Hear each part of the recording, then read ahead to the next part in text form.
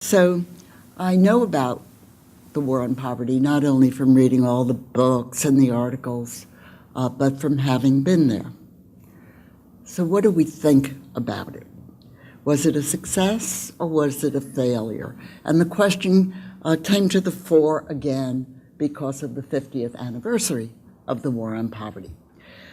Now, left critics like us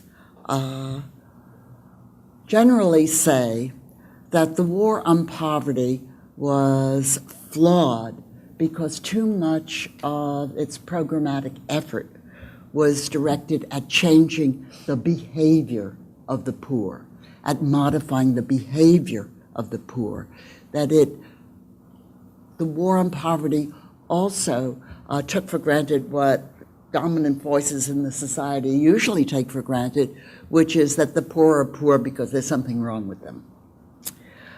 And what the left critics said then and what they say now is a war on poverty should be directed not at changing the behavior of the poor, but at the systemic causes of poverty, which have to do with labor market conditions, which have to do with low wages, which have to do with the decline of unions, which have to do with the weakening of government regulation, which have to do, most seriously perhaps, the loss of good jobs in a more internationalized economy.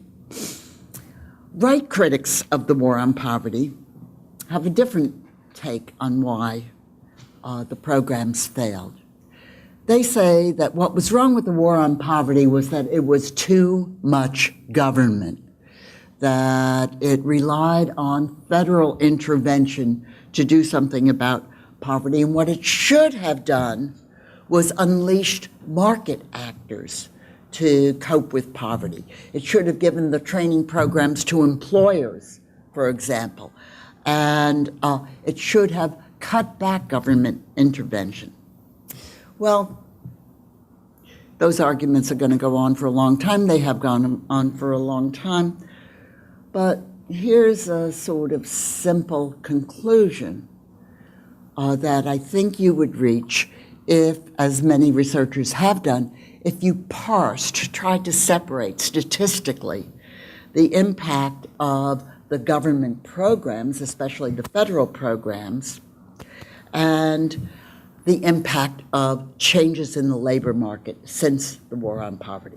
It is true that, the bromide, we fought a war on poverty and poverty won. That's a Ronald Reagan thing, isn't it?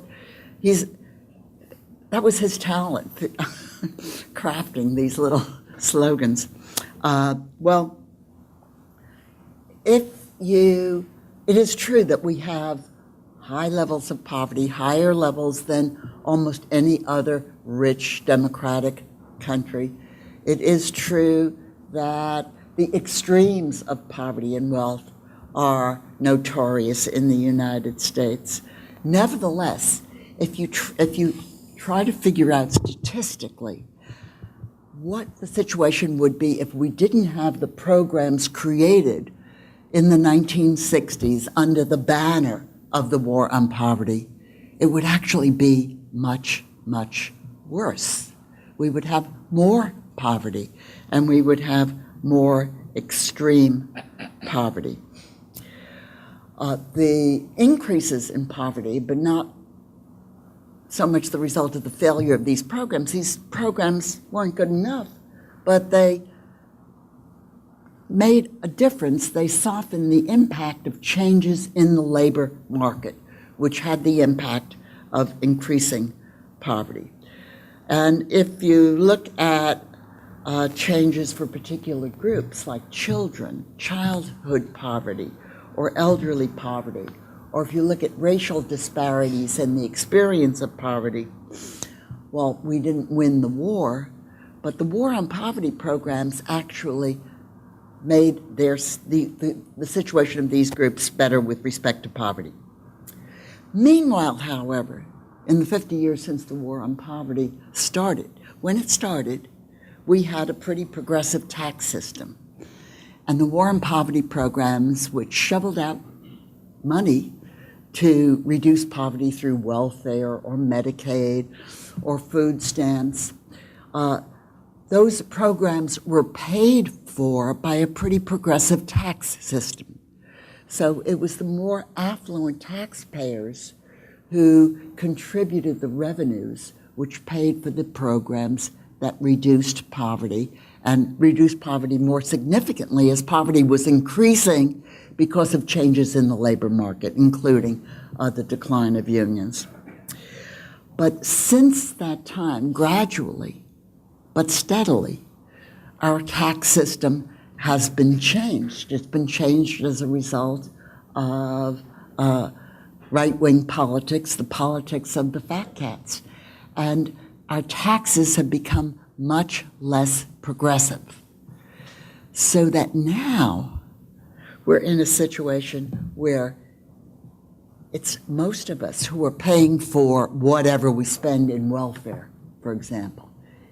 It used to be that the rich contributed more to welfare, although not as much as they should have, because some welfare funds came from state and local taxes which were less progressive.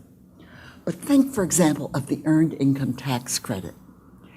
That's the program that has sort of survived the poverty wars and become a very big income subsidy program. That's a program that subsidizes low-wage work. Well, you might have said in 1965, well, I don't want government to subsidize low-wage work. It would be better if employers paid decent wages, but poverty is a serious problem. We don't want people to suffer, so that in the interim, before we build up the muscle to make employers pay decent wages, let government help the poor by subsidizing with a tax credit the wages of the poor. But now, gradually, steadily, as the Earned Income Tax Credit program has expanded, more and more of the revenues that are used to pay those subsidies for low-wage workers come from other workers, including sort of low-wage workers.